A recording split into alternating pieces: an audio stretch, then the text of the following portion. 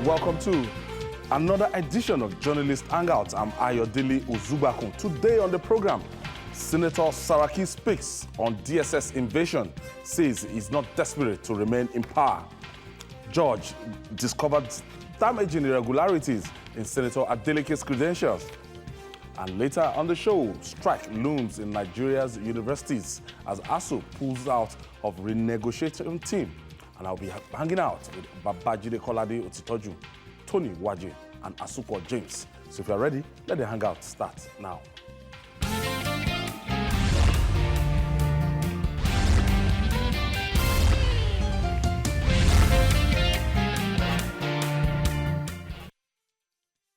Thank you for always joining us. Now, high power play and political intrigues, no doubt, combined to fuel the crisis rocking Nigeria's National Assembly. The crisis arising from mass defection in both chambers of the legislature, which culminated in a security blockade of the parliament on Tuesday, smack of nothing but desperation for power and influence. But the man in the center, in the eye of the storm, that Senator Abubakar Bukola Saraki, says he has no hand in the show of shame. Senator Saraki, who addressed the press on the invasion of the National Assembly by DSS operatives, insisted that he is not desperate to remain in power as Senate President and will step down if his colleagues want him. I'm sure my producer is still trying to get hold of that clip. Now, Babajide, Saraki is, in the last 1.5 months, has dominated our political landscape. And every day, I'm sure if you just Google Bukola Saraki, every day in the media, traditional media, social media, every day now, the stakes are getting higher, and the man is at the center of a whole lot of thick politicking. Yesterday, he decided to address a world press conference, and he was seated with the Speaker of the House of Representatives, that is Yakubu Dogara, and you saw senators from the People's Democratic Party mainly, and you saw House of Rep members from the People's Democratic Party mainly. I would say that because I took my time to look at the visuals, to look at for other political parties there, but predominantly from the People's Democratic Party, journalists and staff of the National Assembly. And the solidarity was amazing and everything. But in all this, it's as if Nigerians are sharply divided. When you go to the social media, it is like an APC thing versus the PDP. APC represented by President Muhammadu Buhari versus the PDP as represented by their national leader, Abubakar Bukola Saraki. Babajide. And it's true, because on social media you see all kinds of posts, because a lot of our young people are very active on the social media. That's where some of them sleep.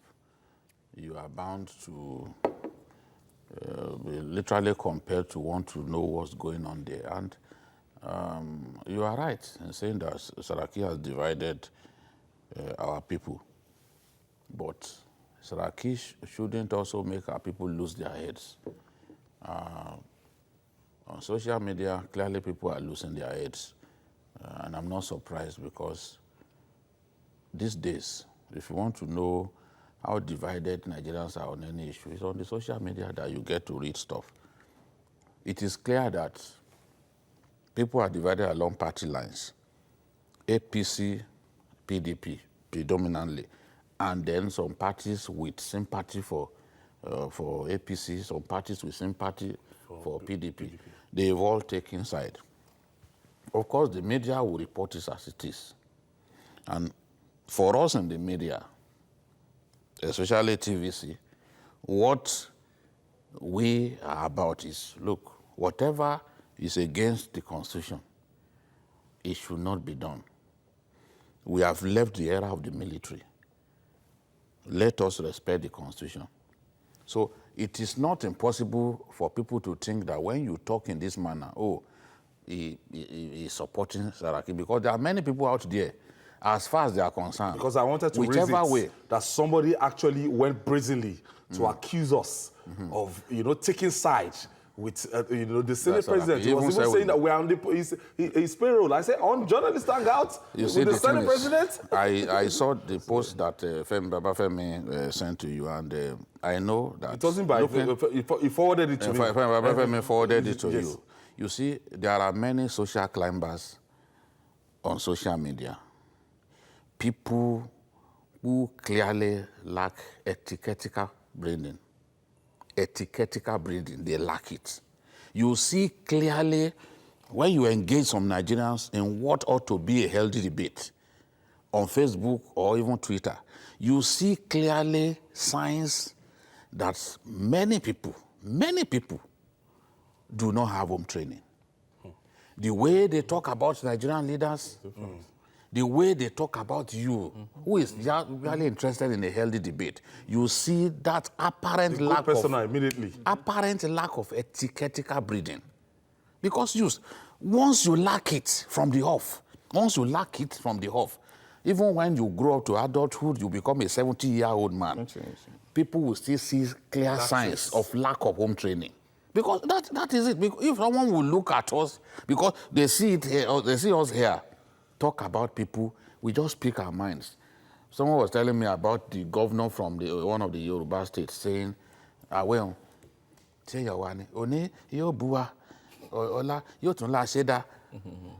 I'm happy to be seen in that light that today he supports them, tomorrow he may say, oh, they're not well. Because we are journalists. No matter what, we should at least... Can't afford to be partisan.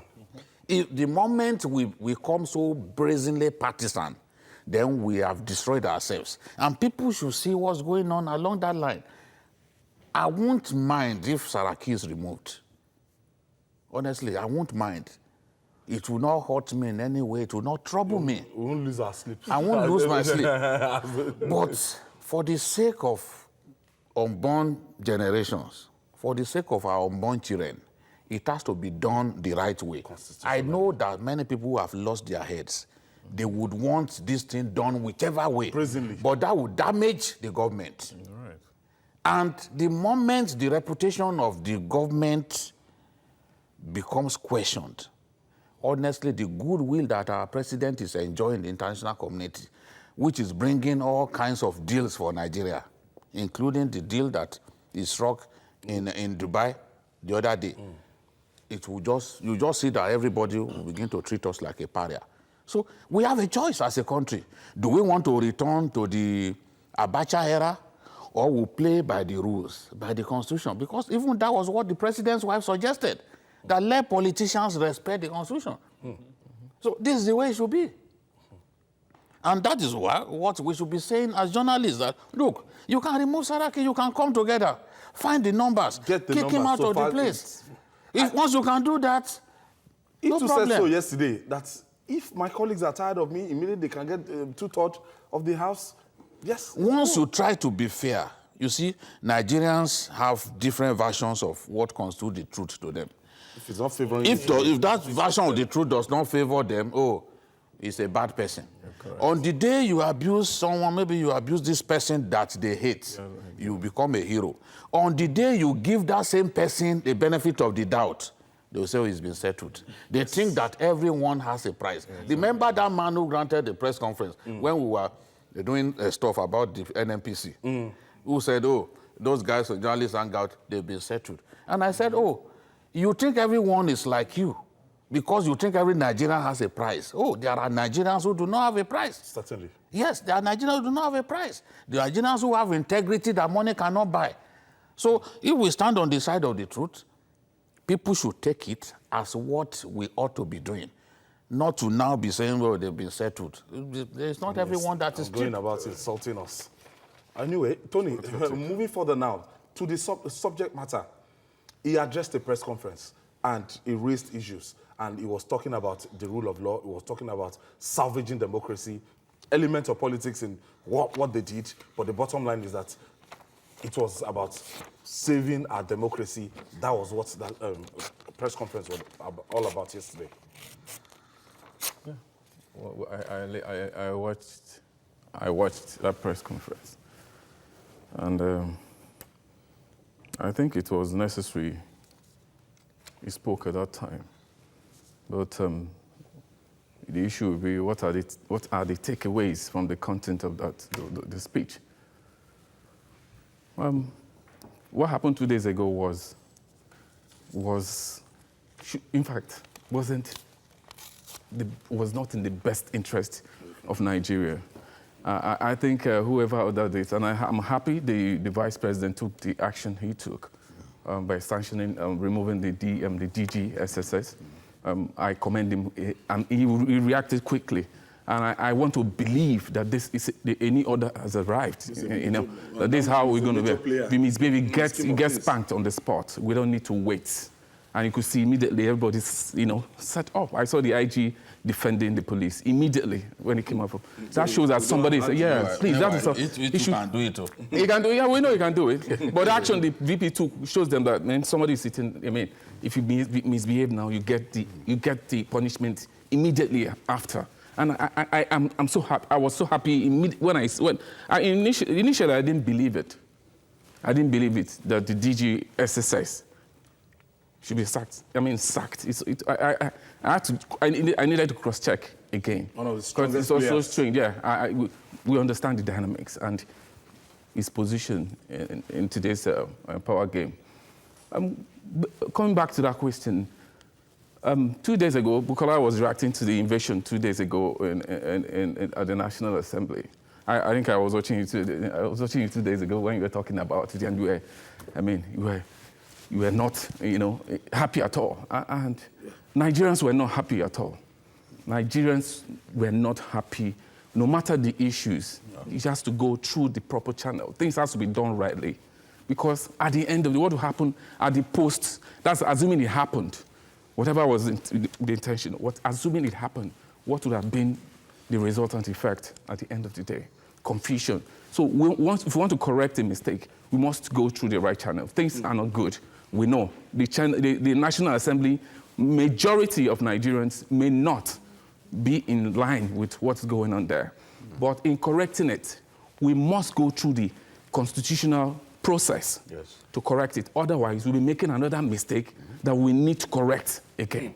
And it's not good for democracy. Asugo, I actually monitored that live coverage on a particular network, and I discovered that they conducted interviews after the whole session, and I saw how sharply divided we are as a country, how sharply divided, what the lawmakers or what are the people we voted, what they were saying against the government of the day.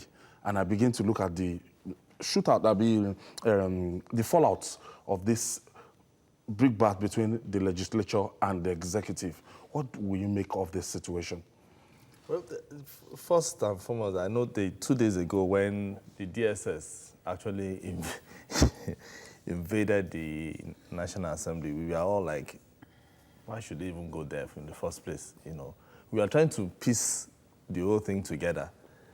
And up till now, so many Nigerians are still wondering why. A lot of things behind the underground currents. There are so many issues. People are accusing the executive. Some people are even accusing the Senate president of masterminding the whole thing, the whole drama. And it's because they saw that clearly only the PDP were inside. They were inside. And then there was the cameraman to the Tokwe Brown, who was there. There was positioned there at that time, very early. So if there was an attempt to impeach the Senate president, how come the people should have led that impeachment process to impeach? How come they were nowhere around there? And what was anybody doing in the National Assembly for 7 a.m. at that time? Because we know when our lawmakers normally resume maybe like plenary 9 o'clock or thereabout. So there are so many things that are questions to be answered. So many questions that maybe, thank God, he has said that there should be an investigation. Yes. Now, and then the vice president has also called for an investigation. I'm looking at the investigation that will be very, very thorough. Credible. Thorough in the sense that everybody must be called. And the Senate president himself must also be called because he's the one accusing and he must be called. Okay, what do you know about this issue? And it has to be all-encompassing, because if we don't get to the root of this matter, Ayo, it will happen again. And this time around, remember what the lady was saying, shoot me. It was even trying to, urge them to shoot. Yeah. And that would have been another issue entirely. She knew they won't shoot. But she knew that they won't. Sure, you understand? So the thing is... But Nigerians should not be encouraged to act at in that way. all. That That is one thing... Don't try this at home. That is one thing didn't like about that. If it was a man, That they will have roughened just imagine... exactly what I was as a woman, nobody will Yeah. I was thinking. But if it were to be SARS, what will happen? No, they won't do anything. They know the cameras are watching. That place where everybody Around watches. that place. But you took a risk anyway. The thing is, we need the Senate as well as the executive. They are sharply divided right now, and even within the legislature. So it means that even we, the Nigerians, we are also at a risk. Well, governance, what happens to governance? The next how many months? By the time they come back for their recess, what are we going to see? Are we going to see another drama? See an exchange of blows. Because I'm telling you, it is most likely that is what is already high. based on the already. How do we President reach consensus? We want to They pass won't- supplementary I don't- budget. they won't Will the be- two parties come with the together way it's in going, national interest? With the way it's going, it will be very difficult. It will be very, very difficult. Something needs to be done. Yes, they've already seen how they've seen the INEC chairman, who they had wanted to see, and eventually, It will be a plenary. yes, And it was debated. it must be debated. Do they want that amount to be passed? And that is where another issue will start. Okay. So the executive, the legislature, it is we, the Nigerian people, that are going to suffer. Babajide, immediately as I was entering the studio today, I just saw breaking news on the president, the Senate President official Twitter handle. Say, I'm in a meeting with 45 chairmen from different political parties. And I looked at it and I said, man, this thing is actually getting, getting very, very interesting. And I think Bukola Saraki is latching on this situation and is making quick political gains. Yeah, nobody knows, except those very close to him, and even those who are close to him. He likes to keep people guessing. We don't know now whether he even wants to return to that Senate. But I know that... We don't even know if he's going to go... I know that as far back as 2011, Bukola Saraki had wanted to be president of Nigeria. Remember, he was screened along with Atiku Abubakar. The Adamu Chiroma Yes, led the Adamu Chiroma committee. not he was screened elders. with them, and it was Atiku that carried the day. Babangida was there too. They took Babangida to try to be, just the same way Babangida wanted to be Nigerian president in 2007. So, having become number 3 man, he may actually be telling himself that, look, I shouldn't go back to become just an ordinary member of the Senate. I should aspire for something bigger. So Go for the jugular. yes, go for the presidency. It's been something in his mind for some time, and I know a few people who... In 2015, he said in deference to President Muhammadu Buhari, that's how he had I decided to step down. halt his ambition. But Buhari responded by saying, you are not on the ballot. That you So didn't how contest could the you- primaries. Yes, so how could you have stepped down? So maybe it was inside a room where they locked him and Buhari up that he said he was stepping down from him, but he was not one of those who contested. Exactly. Those who contested had the opportunity to step down, including the famous journalist Well, Sam and who Daya did so badly in that I think he had one. contest. He didn't step down. All of them refused to step down. Luchas. Everyone said, no, we are not stepping down. We all want to Atiku become Abubakar. president, until Buhari defeated them. Mike Tyson has a popular saying that everyone thinks he stands a chance until they get punched in the mouth. So they all felt, look, let us contest. Let's contest against this man. Maybe we can defeat him. But At the end of the day, they didn't step down. In that context, Kwankwaso actually pulled his weight too. Yes, Kwankwaso did very well. Runner-up. He did very well. He defeated Atiku, even amongst Adamawa delegates. He won. So he defeated Atiku, you know. So, and he's still strong in his own right. I attended the Yoruba Tennis Club event today. And Kwankwaso's men were represented wearing their caps. They are in Lagos, in Onekon. So politics is alive and well in our country. Clearly, Bukola Saraki is aspiring for something big. I don't see him picking the PDP ticket if he decides to contest. I don't see him pick the ticket. He's now the national leader of the PDP at the expense of... Maybe he will settle for that. Maybe he will settle for that and just be a kingmaker. In fact, that would be better for him than to contest for the Senate again, contest against Gbemi, and nobody can tell what will happen, you know, contest against Gbemi, and then go all the way to the National Assembly again, because it's clear that there will be, that this thing could be zoned to the southeast this time, the Senate presidency. Yeah, the president complained about it. Which means he will now become an ordinary member. So he will ask himself that, look, is it really worth it? Why don't I just contest for the presidency? Let's see what I achieve. If I don't win, I step back and continue and retain my position as national leader of the PDP. Opposition party. Yes, but that's the way that it may go at the end of the day, because the PDP, the contest within the PDP for that position is going to be very, very tough. It's something to watch. As I said the other day, look, the primaries of the APC will not be interesting, the presidential primaries, because we all know that there will be only one outcome. And that outcome is Buhari and nobody. And nobody else. Nobody, even in the US, when you have a president contesting, you have a president, an incumbent president, it is strength in itself. So that they have Buhari is a strength in itself. So I know that the party, Buhari will be the candidate of the APC in the presidential election 2015. But nobody knows who. The PDP. Yes, it's too close to call. September and October. It's too close to call at this stage.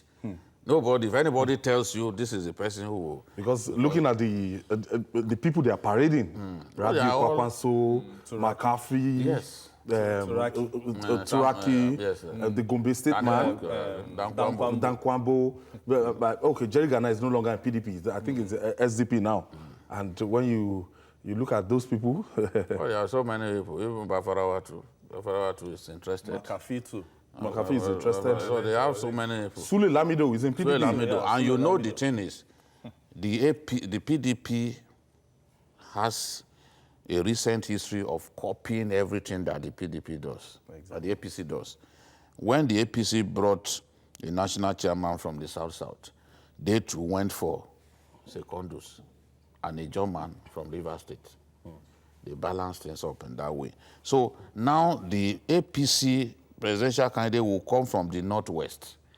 They too would want their candidates to come from the Northwest, so that the huge chunk of votes that Buhari would want to take from the Northwest, their candidate can take a slice of that. We forgot Aminu Tambuwa. That is their strategy, that if they can do that, if they can take a slice of what Buhari would normally take from the West, then they can challenge him in the North Central and probably defeat him in the North Central. Because he's vulnerable in the North Central. Yes, vulnerable, no doubt about it. But the Abobakus don't see that. You know? But it is the truth. He's so vulnerable in North Central. Now, in the Southwest, they would think, oh, Southwest people, they are very Republican.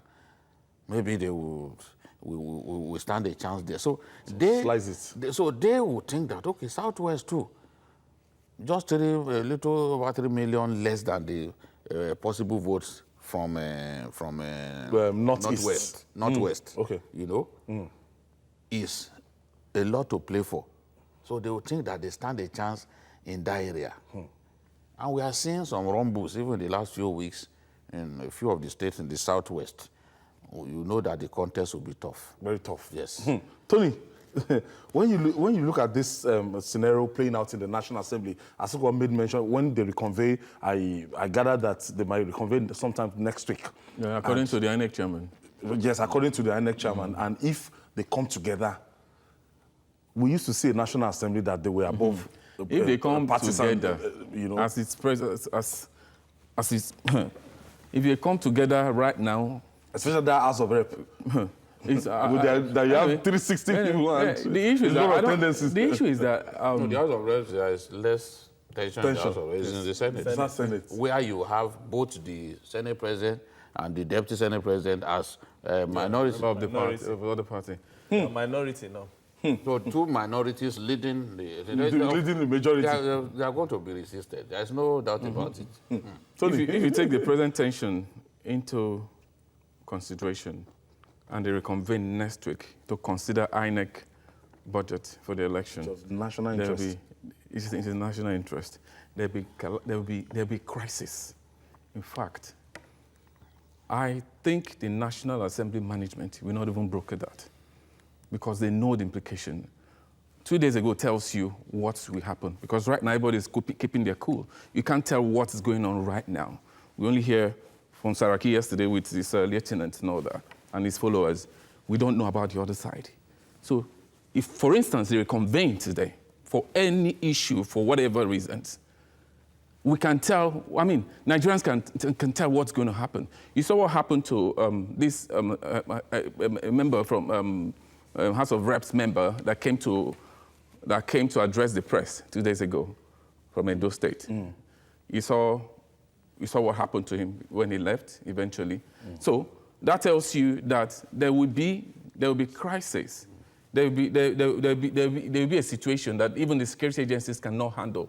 And I think the National Assembly management knows the implication. So I don't see them recover. That's why I said, when you said it, I said, according to INEC chairman, because the National Assembly itself hasn't come out to say we're going to reconvene next week, because it's still boiling. And if they mistaken, I'm saying it, if they mistakenly reconvene next week, I don't think Nigeria can stand the repercussion effect that it may lead to.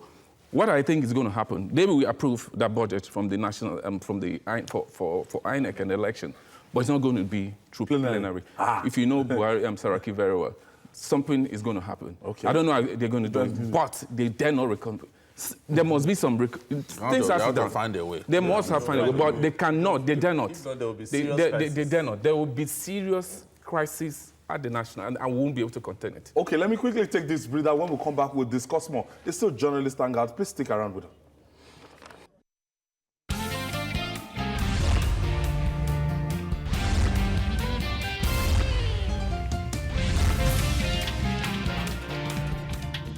Some call this program arguably one of the best political programs on TV. This is Journalist Hangout. We're reaching you live from Television Continental here in Lagos, Nigeria, and we're looking at the conflict in the National Assembly.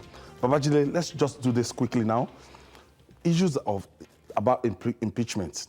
Adams Oshiomhole said, quoting him, we don't want somebody that will go away with our crown. The ruling party believe that it is their entitlement, ab initio, to retain the position of the Senate President and the Deputy Senate President. That is bad enough that they've considered the position of the Deputy Senate President the last 3 years to opposition. Right now, the number one position is gone to the People's Democratic Party. Yeah. So how do we go about impeachment if that is they are even meeting that idea? Ayo, Bukola Saraki cannot be impeached. They won't find the number. They won't find the number. Even Obasanjo, when people talk about impeachment, Obasanjo, yes, he succeeded in chasing Senate presidents away. But it wasn't through impeachment. He will intimidate them. He will show you, oh, you, Senate president, you are corrupt. Look at what you have done. They will resign on their own. Adolphus Wabara resigned. Not that he was impeached. But most of those times, they report it as impeachment. It's not impeachment. It's only people who are ignorant of what transpired. Patricia Ete had control of the House of Reps. Ete held on for quite some time. They couldn't impeach her because they didn't have the number. So what later happened was when one of her trusted supporters, Honorable Safana from Katsina, collapsed and later died in the, I think, in the National Hospital. At that point, they felt that the crisis in the house needed to be resolved. So Ete on her own volunteered to step down. So it wasn't as if anybody impeached Ete. Obasanjo tried to impeach Galinaba. They brought money. They showed the money to Nigerians. If you remember. Yeah, Ghana must go. But they couldn't impeach Galinaba. And Galinaba was a threat to him. Because he accused Galinaba of trying to impeach him. But you see, to impeach the House of Rep Speaker, you need 240 votes or so. 230. Is it 230 or Out of 240? 360. You know? So how do you get that? 240. To impeach the Senate President, about 73 votes. 73. You must be very, very, 109. you see, you must be a very, very bad leader And unpopular. for 2/3 of your people to say you have to go. 240. For 2/3 of your people to say, no, you must impeach. You must be a very bad Senate President. You see? So what can happen? There are options. I don't know how the APC people are thinking. There are many people who can plot strategies in the APC. If Saraki thinks that, look, we are not moving forward as a nation and I'm a patriot, on this matter, he can choose to step down, although that's a long shot. I doubt it. Knowing him, I doubt it. But that is a possibility. But if anyone thinks that they can, they will find to-third majority to impeach him, honestly, it's a lie. All those old people, old APC members that you see, they are with their party at this time. But when it comes to voting, many of them are very close to Bukola Saraki. It will be difficult for them. Especially. Those former governors, thank you, because he was their leader. It will be difficult for them to get up and say, look, because on that day, it is not by voice vote, you will get up and proclaim your position. That is where, to look eyeball to eyeball. It's a different thing if we are gossiping about ourselves outside. But eyeball to eyeball, it's not easy. And you even mentioned where you're from. Obasanjo thought he would get third term now. But when it was put to vote, with all the resources from corporate Nigeria and all that, those guys, they collected 50 million each. They still refused to vote for third term. Moving on. It's delicate. The Constitution of Nigeria, as amended, fixes a minimum education requirements for persons seeking elective offices to possess. Hence, any ambiguity is left for the courts to decide. So it has dawned in a suit challenging the eligibility of Senator Ademola Adeleke as candidate of the People's Democratic Party, PDP, in September, the 22nd governorship election in Osun State. The State High Court, Osogbo, dismissed the case on the ground that what is required is for Adeleke to be educated up to secondary school level. But Justice David Oladimeji, who delivered the judgment, frowned at the credibility of the papers presented by the senators. Just mark those words. Justice Oladimeji said, it contains, in his words, serious and damaging irregularities. But at the end of the day, Adeleke has been cleared to contest the September 22nd governorship election in Osun State. Now, there's something lawyers will describe as lacuna in our constitution, because I checked the constitution and what the constitution said about dates. They were even saying the requirement is, up to at least O levels. Do you understand? School certificates, Yes. sorry. Section 177. Yes, school certificate or its equivalent. It did not specify 5 C's, pass in mathematics, pass in English or anything. A minimum standard. It did not describe any standard there. We at least just show that certificate. This judge is now telling us that, yes, I've seen these certificates. Whether it was the NECO that was dated 1989 and NECO was established in Nigeria in 2000. And it was NECO signed in 1989, presented in INEC right now. So, Asuko, this is very, very unbelievable. It's unbelievable, Ayo, because if you look at it, then the Nigerian constitution, the 1999 constitution, is full of errors. And that is why the National Assembly. loopholes. There are so many loopholes. That is why people keep losing cases, particularly when we see the evidence glaring at us. You understand? Look at this case now, for instance. We've seen the results. The result is full of F9, F9, F9, F9. The Constitution is now saying Present it. It's just The school presentation. SATs. It's just We don't. present There's no it. standard. It's just school SATs. Or its equivalent. Its equivalent might be A levels. It might be whatever, but it has to be school SAT. So where we are supposed to be thinking of, when people say, okay, not too young to run, they've given us, I think the not too young to run people should be thinking of how they can push For a minimum standard. for a minimum standard for the people who will be ruling, not just for people age limit now. We should be looking at, okay, this person, did he go through school SAT? Okay, let's use school SAT. And what level of school SAT? Did he have up to 5 years? And even if you want to, for JAM, for instance, for JAM, they will say 5 credits.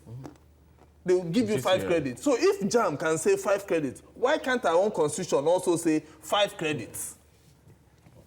Especially, then they now put must have English and mathematics. So that our leaders will know that our leaders, they went through school. Not that you just say school SAT. When you say school SAT, anybody... Present F9 parallel. You have school It SAT. has come to that now. Because if you have All they F9, want is for you to be For us to be educated, not educated. to Just school sit level. in that class without, even if you know, you don't write so it. if I have, Even if you don't It write does it. not even specify certificate. No, just school SAT. Equivalent. Just No. write it. All is So the equivalent. content doesn't matter. Tony, No. It's sickening. amusing. I also saw something. Premium Times actually conducted an investigation. The man, at the point in time, tendered before he withdrew it, Jacksonville University, and Premium Times got in touch, and they discovered that yes, he was admitted into the university, but But he didn't graduate. He did not finish. Yeah. See, the controversy here is this. Minimum qualification, primary school cert. And then he presented a secondary school certificate, right? Yes. Then, when you look at the judgment you quote here, the judge said serious and damaging irregularities. And then at the end of the day, he still gave judgment in favor of the senator, right? Yes, yes. He was following the Constitution. That was the right, He has a guide. no, that was the right thing to do. Yes. Because they didn't plead Yes, they forgery. Yeah, They the didn't plaintiff, plead yes. forgery. Yes, for forgery. The judge has always said the court is not a Father Christmas. According to Which is what If you've they asked had for. gone for forgery. Yeah, I understand. So that's what I'm saying. So, but I'm happy. I read somewhere too that they've taken up the matter again to another court. There's some players in the field over there. So I'm happy. Let the court decide. But the issue, just as Asuko said here, you see, you want to go to the university, they will tell you 5 credits, Five credits. and you must get English And maths mathematics. compulsory. But you can see the game the politicians are playing with us, and they are still doing it till today. But when it comes to joining, but that's why I have all manner of people. With all due respect, look at the political field today. You have all manner, people will go, you can imagine a house of, legislators, which you see every day, goes to the chambers and sleep off. When you know that the camera is you can't even hold it, that tells you what they even do without the camera in their presence. So that is why you can have all manner of people in Nigerian politics today. But I think I'm happy Nigerians are becoming more and more politically aware. With time, we'll get to that level where you must have, because it's blank. School start. So if you can even go into the exam and just tick the exam and just drop your paper and go. But we need to correct certain things. Otherwise, we're joking with ourselves. But Wanjide, I was having a discussion with some people, and we covered the primaries. You know, you asked me to wait behind. I remember that PDP primaries after the APC had their own. We waited behind, and I went through the CV of Dr. Akin Ogumbuyi, the person that ran with him. He won him with just 7 votes after the recount. The first recount, 10 votes. After the recount, 7 votes. When you see this, the CV of this other man, and I looked at it and I said, wow, politics is a very difficult terrain. But Adeleke was able to play his game well, and at the end of the day, he emerged the candidate. Certificate thing put aside, is another thing aside, but today, as it is today, the status quo is that that He's man, still, yeah. the dancing senator, is a flag candidate bearer, yeah. of the People's Democratic Party. Yes. But there is a case now. The criminal case of forgery has been filed against him, filed on Monday. So nobody knows how. There we go. Before the election can do all Yes. it will. Nobody knows how that one. He can even win, and if The case still continues. he loses the case, he loses his position. You remember some of there have been some federal lawmakers now that lost their position, on account of forgery or something like that. So if at the beginning they had pleaded that, look, this guy has fake certificates, if that's what they had pleaded, then the judge will probably have answered their prayer. But you can't go before the judge. In the originating summons, you were not, all that you said was that he didn't have certificates. And they want to smuggle this one in. Now, the constitution does not say you must have a certificate. It says you must be educated up to secondary level. So that's what the judge is saying. The constitution does not say you must have that certificate. Educated up to secondary level.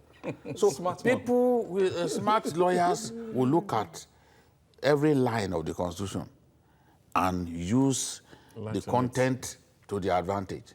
So he has survived this now, but who knows what will happen next time? Because clearly you can be sure that the Ogunbuyis who have lost out, especially within that state in Osun, the PDP leadership in that state preferred a different person. But at the national level, they felt, this man just joined this party.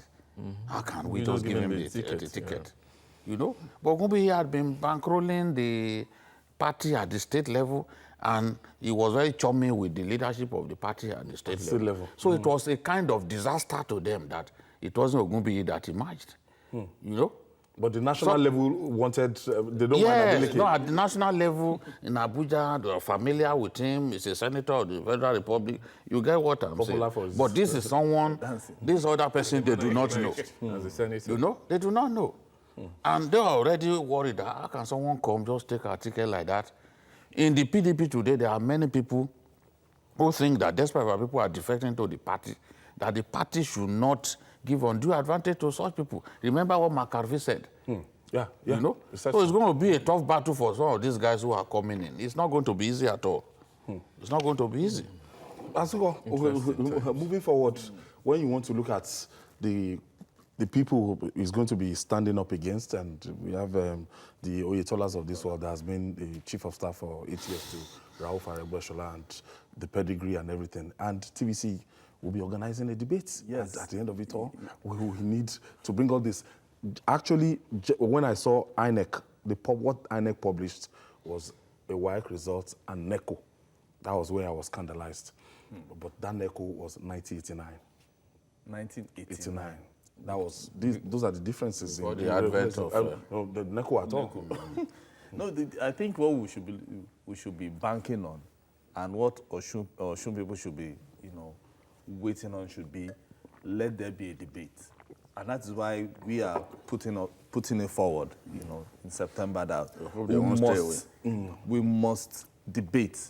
And Debate should be assess people. What we are even trying to do now in TVC is to make debate part and parcel of our electoral process. It's very important. So that people will be able to tell the people what you want to do. Because you can't just win a ticket and eventually you're going out campaigning, Very important. just not saying anything or just telling them, don't worry, when I get there, I'll take. No. It goes beyond that. Every other person must know. Yes, it can't be we want people to be part and parcel of that debate. Okay, we have to move forward. And the perennial strikes that have ravaged Nigeria's university system is showing no sign of abating. Yet these strikes that have dogged our ivory towers over non-implementation of the 1999 agreement between governments and university teachers could be avoided. Another round of industrial action is looming. The Academic Staff Union of Universities, ASU, has pulled out of the Wale Babalakin-led renegotiating team, I must put that, which commenced work on March 2017. The union announced this setback after its National Executive Council meeting in Calabar. ASU National President, Professor Biodun Ogunyemi, said the renegotiation has collapsed over alleged arrogance of Babalakin, whom they described as constituting a stumbling block to the process. Where do we go from here? Tony, I think Dr. Wale Babalakin, I think is the Chancellor of one of the Lagos. Unilag, Yes. Yeah, this ASU matter, I mean... Since 1999, before we even team. enter the university, we've been talking about ASU. And if you watch now, it has even killed the public universities the more. Because parents will tell you, I don't want my child to go to that school and spend 7 years for a course that should be ordinarily 4 years. I mean, it shouldn't be strike. Okay, I'm reading along with you, and I got here and I was over alleged arrogance of Babalaki, who they described as constituting a stop. So it's enough to... I think if government reach an agreement with ASU, we must give it to them. They must, because agreement is agreement. We must fulfill it. Honor it. Honor it to the end. But it can be about give and take. Yes. If the government, government look at the resources if it's not something now, they can do, and the 1999 agreement, and sincerely, and remove some things and reject it. Say, can we look at it again? You know, considering the state of our finances, we can do this. Yeah, it's been a long time. Yeah, it's been a long time, and I think more or less, sincerely, government has a role to play here, because many times you see them calling, that's the truth, you see them calling ASU to a meeting, and they renege most of the time. Yes. They don't live up, and I mean, you take them for a ride. When you say we're going to do this, please do it, because you're not dealing with kids. You're killing the education sector of this country. These are the people we should even honor, not these politicians, because we are proud of our lecturers. We know how, I mean, we don't joke with these people. Some of them have been there for years. And they churn out most of these politicians we see on the streets. And that's why most times you see some lecturers, I'm done. Let me go into politics. I think that's where it is. We have a lot of them. And so the issue is, can we just for once agree on something and follow it up to a logical conclusion? Otherwise, we keep having this strike day in, day out. It has killed the Nigerian education sector, especially at the tertiary institution level. The last time I met with Professor Akinwumi, and we got talking, and it was like, Ayo, I don't think there's any professor in Nigeria that can boast of a basic salary of 500,000 naira. I don't think. Yeah, I was like, he said, no, as in, not total take home, but a basic package and everything. And this is somebody that has his first degree, Harvard, second degree in Harvard, PhD, Harvard, and I was committed. He went to Warsaw at a point in time, you know. And when you have things like this negotiation, Jide, and you know the impact of going on strike again, how it's tell on our kids. Before I came into the studio, I saw a sobering story. And it's the story of Lautech. You know, Lautech has become the strike capital of Nigerian universities. When you mention Lautech, what comes to mind is strike. That's strike. Now, Lautech, ASU, has begun a warning strike. They announced that they were going to begin a warning strike over poor funding of the, according to them, poor funding of the university by the owner states of Oyo and Osun State. Now, after making that announcement, the students were writing exams. They went, disrupted the exams, chased people out of exam halls.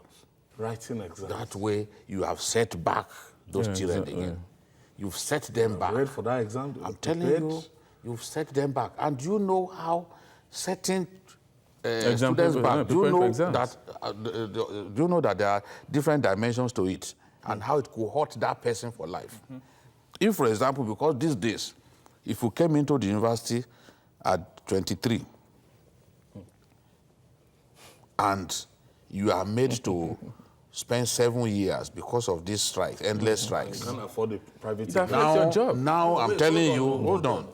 Now, some corporate concerns in Nigeria will tell you that you must not be More than 24, 25.